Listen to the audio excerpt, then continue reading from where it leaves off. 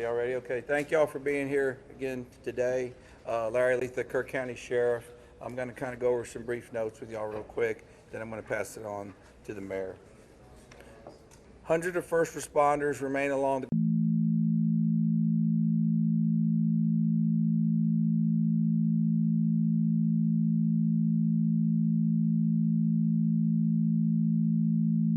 time. 87 deceased have been recovered in Kirk County, including 56 adults and 30 children. Identification is pending for 19 adults and 7 children, with 1 additional person still unidentified. At present, 5 Camp Mystic campers and 1 counselor still remain unaccounted for. We ask private boats to stay off the Guadalupe River to allow search and rescue teams to operate without any interference. This is a tragic time for us. We're so grateful and thankful for all the resources that have been provided to us to do this job. And I can assure you we will not stop until this mission is complete. At this time, I'm going to turn it over to City Mayor.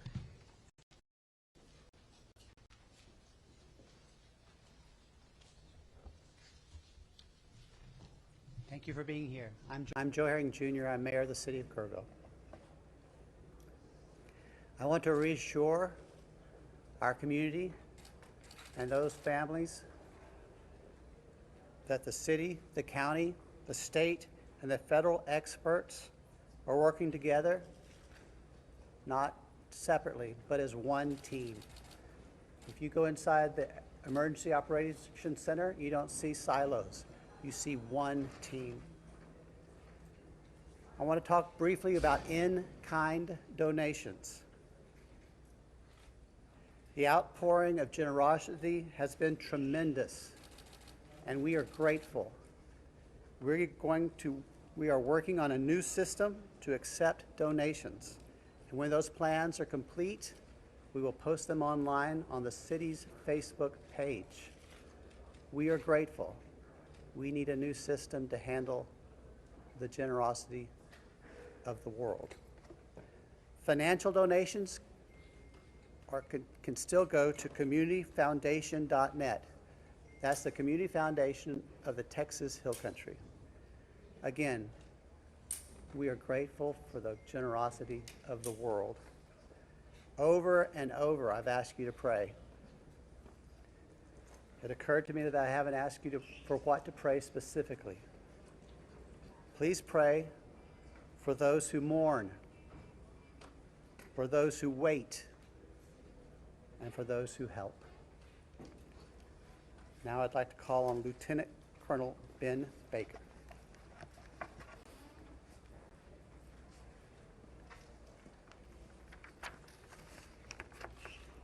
Morning, everyone. Thank you for being here. My name is Ben Baker, Lieutenant Colonel for Texas Game Wardens. I'd like to start out by thanking the Mayor, Sheriff, Chief, our local state partners, Texas Department of Public Safety, and the many others that have responded to this tragic event. We as Texas are strong, and together we face adversity. Your Texas Game Wardens responded in the early mornings of Friday to this tragic event, along with many other local and state partners. Since the early mornings of Friday, your Texas Gamers have had over 300 game wardens in the area, serving the people of the state of Texas and the citizens of Kirk County. Among that, we've searched 26 river miles since the tragic event has started. We've had approximately 444 rescues, 30 recoveries. Some of our resources and assets we have dedicated to this tragic event include 2 helicopters with police teams, 12 teams, 10 K9 units, 9 swiftwater boat crews, 15 airboats, 16 UTVs, and 169 four-wheel drive vehicles. Your Texas Game Wardens will remain here and serving the community. We just ask you to continue to pray for the victims, for the families, for your first responders, for everyone involved. We'll open it up now to questions. If anybody has any. Can you talk about how challenging it is for you guys in the mud, the big trees? What's it been like the different terrain? No, thank you for that question. Extremely challenging. You know, we've got, of course, your Texas game wardens out there, your local, your state partners, Texas Task Force 1. We've got the National Forest Service out there. We've got A&M Forest Service. We've got numerous responders with specialized capabilities where we've got these large pile of debris. And with our canines and you know, when we're trying to make these recoveries, these large piles can be very obstructive. And to get deep into these piles, it's very hazardous. And those specialized teams have to go in there layer by layer because our first responders, also the safety of them is concerned. So it's extremely treacherous, time consuming, it's dirty work, the water's still there. So we're having to go layer by layer, peeling these off to make those recoveries. So we're. What about mentally? Like when you guys stumble across someone who may be deceased, how do you process that? Absolutely. We process it the best we can. We have professionals in place, our crisis intervention team.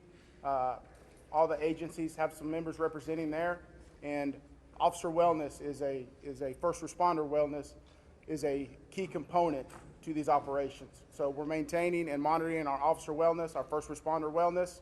We're making sure they have the support. It's very tragic whenever you see human life, but to see a child in that loss of life is extremely tragic.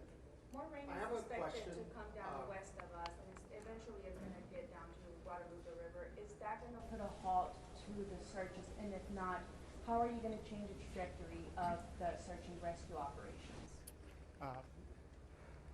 So with the water coming down, that is always a concern, and I'm sure you've been monitoring the last couple of days where we've had some reports of maybe some additional water coming in. Obviously, that's going to impact the search and recovery efforts. You know, us with numerous other agencies do have air capabilities, drone capabilities. We've got numerous fixed wing, rotary helicopters here. So it will alter our patrol patterns and alter our searches, but it won't deter them. I have a Can you question for outline the, what for specific discussions and actions were taken between the time the first flood emergency alert came in at 1:14 a.m. and then when the river first started flooding, those hours later? What were the specific actions and discussions that happened in those hours? Can you repeat that again, please? Sure, absolutely. I would like to know if you could outline, please, what the specific actions and discussions were that local officials took between 1:14 a.m., that's when the first flood emergency alert came out, and hours later when the river first started flooding. What happened in those hours? What I can tell you, when I was first notified, it was around the 4 to 5 area. One of my sergeants was in dispatch when the first calls started coming in, the actual 911 calls come in. It was between 4 and 5 when I got notified. Okay, but prior to that, in that 3 to 4 area, my understanding is, and we're in the process of trying to put a timeline. You know, that's going to take a little bit of time. As I've told you several times, that is not my priority this time. There's 3 priorities. That's locating the people out there, identifying and notifying the next of kin. That is what I'm taking as my job as sheriff here to do. Okay. With all due respect, sir, I think that the community here is asking these questions. What happened? When did it happen? Was the emergency manager awake at the time? Did they push the button to issue an emergency alert? Sir, it's not that easy when you just push a button, okay? There's a lot more to that. There's And a we've told you conversation several that's had, I times. understand. So did it happen, sir? I can't tell you at this time, You okay? can't tell me if the emergency manager of the county Sheriff, actually issued an emergency Sheriff, alert. okay, Sheriff, who Shimon, is just give me a second. Emergency Answer the question. Operations Center? Who Let him runs answer the question. the Emergency Operations I'll come back to you. Center? I ain't going nowhere. Appreciate it. Who runs the Emergency Operations Center?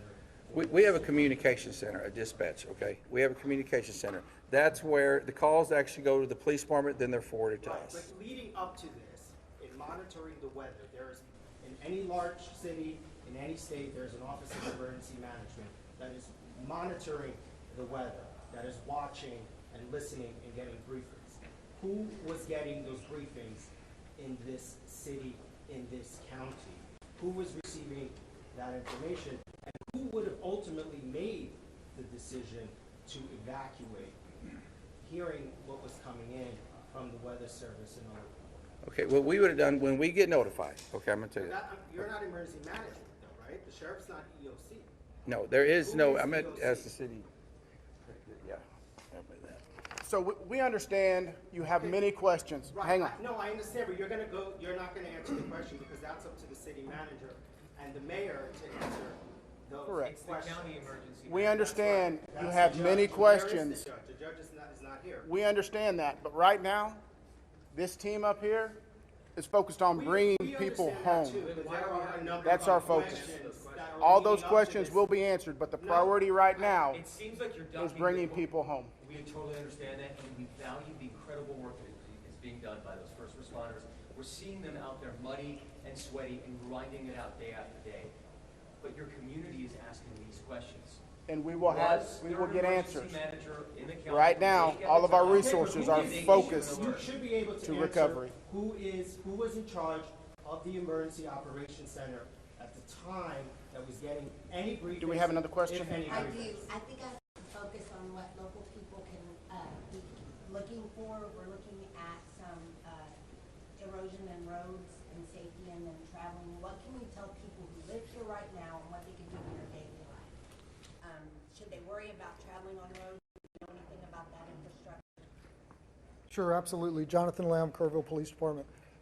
So we know that there's substantial road damage.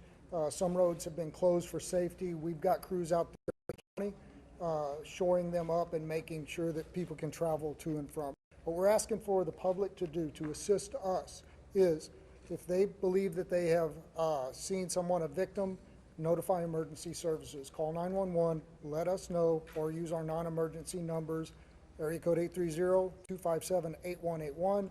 Contact our dispatch team and we will send officers out there. We also ask folks to limit their travel. Our first responders have had a very difficult time getting to where they need to go because of the amount of people who are flooding our roadways. We understand there's natural curiosity. People want to come here and see the flood damage. Now is not the time for sightseeing. This operation is ongoing and continuous, and it will continue. I've got time for one more question.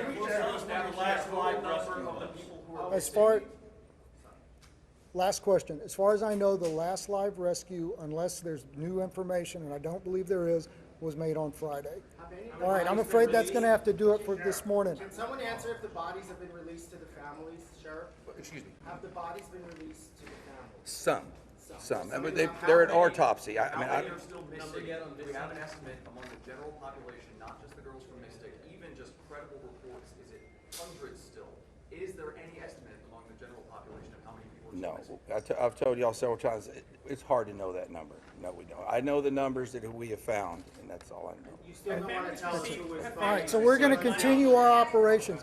The next time that we're going to be in front of y'all will be at 5 p.m. right back here.